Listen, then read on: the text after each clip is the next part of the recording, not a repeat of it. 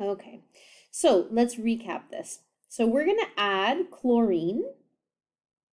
No, not fine. Let's make this bigger.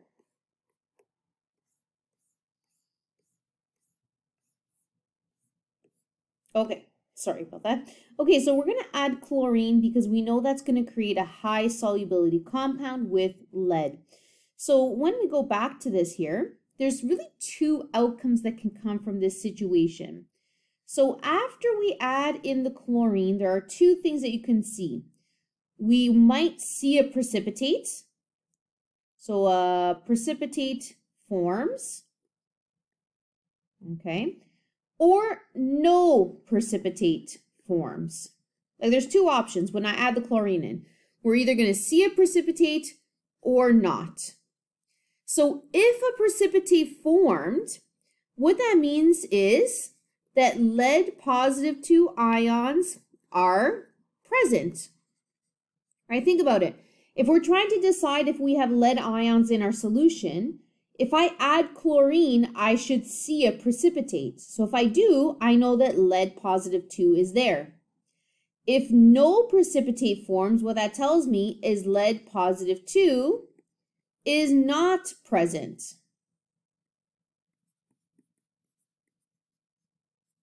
Right? So we've tested for lead. So next, we're going to do another test. So now we want to test for strontium. So depending on how many ions you're trying to test for, that's basically how many tests you're going to have to perform. And the order will matter. So now we've tested for chlorine, we're going to test for strontium. Now, in this side, let's say we did add it and a precipitate formed. What that means is we'd have to actually filter out the precipitate here. Okay, the reason why is we want to see if a new precipitate will form. Sometimes it's going to be difficult, especially if they're the same color. It's going to be hard to tell, okay, well, is this a new precipitate or is that the precipitate left over from the reaction before? So on the side where you have a precipitate forming, you want to make sure you filter that out. If there was no precipitate, then of course we don't really need to filter. Okay, so now what we're going to do is we need to now choose an ion that we're going to use to test for strontium. Okay, but now we don't actually have to consider the lead because if lead was present, it would have already precipitated out. So at this point, we have a little bit more freedom to choose anything that would precipitate with strontium. Okay, but it's actually not too many. So none of these are great. Strontium's in group 2, that's not going to work. Strontium's here, that's not going to work. So sulfate would work. And actually, any of these ions would also work.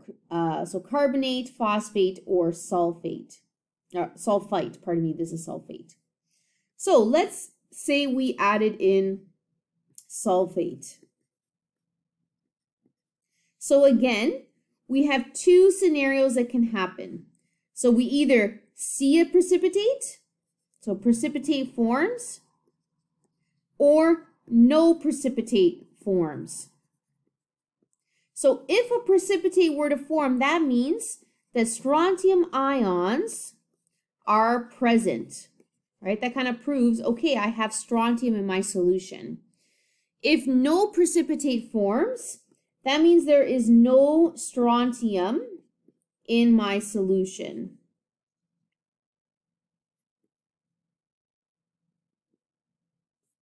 Okay, so when you're looking at this, right, so you have two tests because we have two solutions. Now there's a little bit more we need to now add to this. Just one more thing. So you know how here we're saying we're adding chlorine ions. Now, it's not really possible to add a compound that has only one type of ion.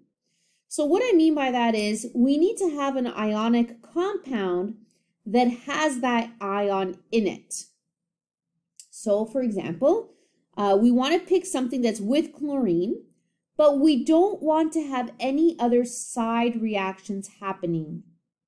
Okay, so the easiest way to do this is to put your ion with a group 1 ion. So instead of chlorine, really what we can say is we're going to add an aqueous sodium chloride. You could say potassium chloride, you could say lithium chloride. You want something with chlorine in it, but not with something that's going to precipitate a side reaction. So same thing here, sulfate. We're going to say, well, let's use sodium sulfate instead. Okay, so the goal is obviously we want sulfate ions. Okay, but we can't just say we're adding in one type of ion. Typically it comes as a set, right? We have an ionic compound. So that's our quantum analysis. So let's do another one together before we get into this. So these slides, I'm going to have you read through this on your own, but essentially the slides are going to go through exactly what we just talked about. So you're going to test for lead-2 ions. Here's a solubility table, right? So we chose to do chlorine that precipitated with lead. Remember, we don't want to choose sulfate first because it would precipitate with both. You want to isolate for only one ion at a time. So lead and chlorine make lead-2 chloride, which is a precipitate. So we know that if we have the reaction, we can get, we have lead there. Then you test for strontium. So strontium, we want to pick something that would form a precipitate. So strontium, remember, we could have actually picked sulfate or any of these other ions. So there's more than one correct answer here. So in this case, we're adding sodium sulfate in order to create a precipitate if they are present. So please make sure you read through this. Essentially, it just talks about exactly what we did. Now, sometimes at the end, you can also do a confirmation test, especially if you have something that has a color to it.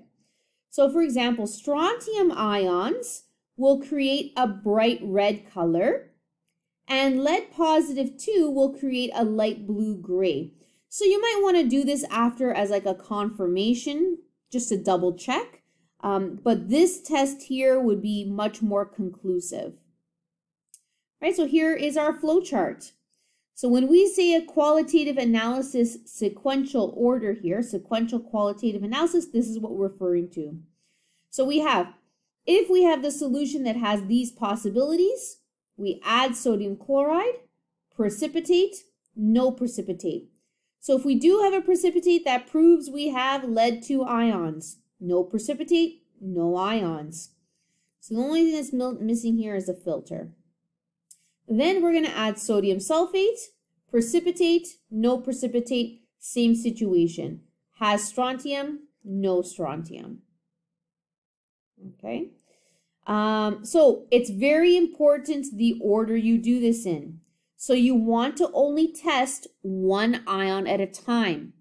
If we were to choose sulfate first, both of them would have precipitated, which would not have been we wouldn't have been able to make a decision in terms of what is actually present there. Okay, so here's a summary of what you're doing. You first locate the ions on the solubility table. You figure out which ions are going to precipitate with them, and you're going to plan the order in which you're going to test them out. And of course, how are we going to show that? By drawing a flow chart to explain the steps we're taking. Okay, now before we get to this one, I'm going to have you try another one. So let's say we have silver is a possibility, and or barium, and or, let me look at this for a second.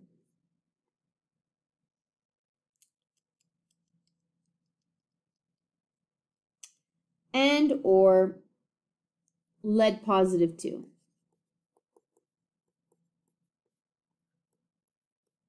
Okay, so we can have lead positive 2, silver ions, or barium ions.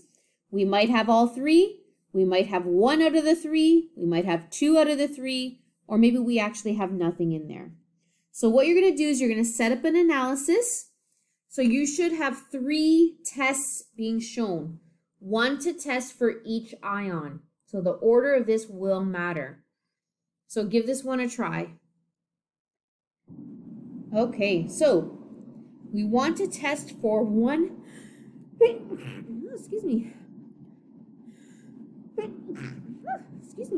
one ion at a time.